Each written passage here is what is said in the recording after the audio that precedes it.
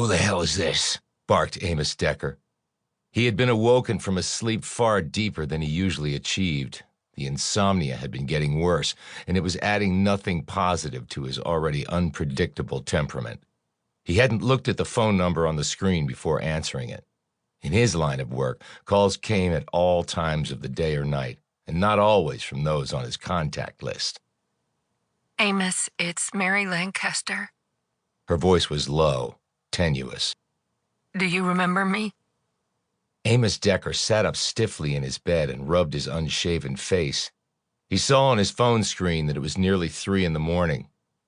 "Since I pretty much can't forget anything, it's not likely I'd forget you, is it, Mary?" He patted himself on both cheeks, working to remove the fuzziness from his mind. Then his thoughts settled on the timing of the call, which was in itself a warning. In a tense voice, he added, "Mary, is something wrong? Why are you even up now?" Mary Lancaster was Decker's former partner in the Burlington Police Department in Ohio. A while back, she'd been diagnosed with early-onset dementia.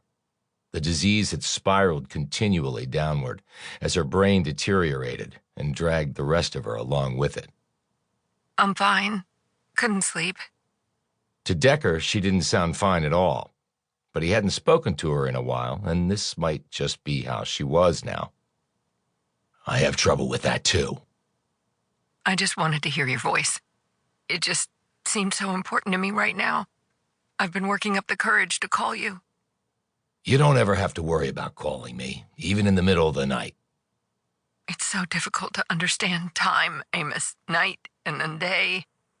But then everything is very difficult for me to understand right now.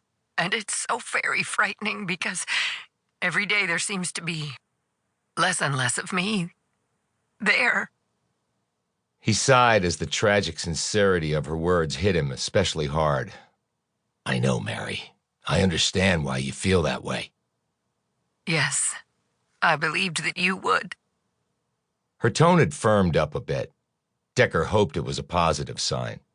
He leaned against the creaky headboard as though using the wood to fortify his own spine in dealing with this unexpected development. Decker surveyed the dark confines of his small bedroom. He had lived here for years, but it looked like he was just moving in, or else was simply passing through. He was a consultant with the FBI.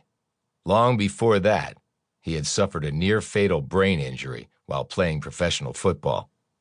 His altered brain held 2 new attributes, which, up to that point, he hadn't even known about and had no reason to. Hyperthymesia, or perfect recall, and synesthesia, which caused him to pair certain things with unlikely colors. In his case, it was dead bodies linked with a shade of electric blue. After his football career ended, he had become a policeman and then a detective in his hometown. Thus, seeing dead bodies was not all that unusual.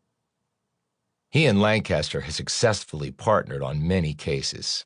Having a perfect memory was a godsend for a detective, but a 1,000-pound ball and chain for a human being. Time did not heal any of his past miseries. If anything, they were more intensified. He lived in an apartment in Washington, D.C., in a building owned by a friend of his, Melvin Mars. Decker had first met Mars while the man was on death row in Texas. He had proved Mars's innocence, and Mars had received a substantial financial windfall for his wrongful incarceration. He'd used some of it to buy the apartment building. Mars had recently married and moved to California. Decker's longtime FBI partner, Alex Jameson, had been transferred to New York and found what looked to be love with a Wall Street investment banker. His old boss at the FBI, Ross Bogart, had retired and was learning to play golf. Badly, he had heard, in Arizona. That meant Decker was now alone, which he knew he would be one day. The phone call from his old partner was thus welcome, even at this hour. "How are you, Mary?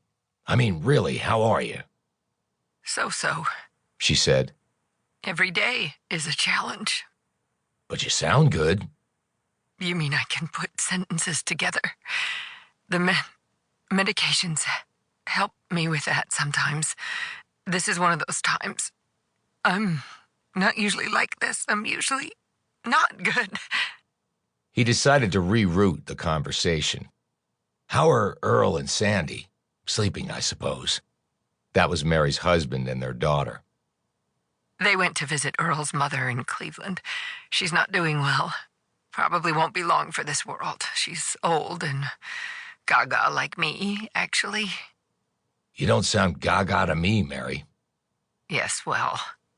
Wait, if they're in Cleveland, who's staying with you?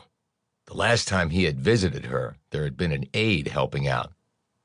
I'm okay right now, Amos. It's all right for me to be here. I don't know, Mary. I don't have a good feeling about this. You don't have to worry about me. She sounded almost like the old Mary.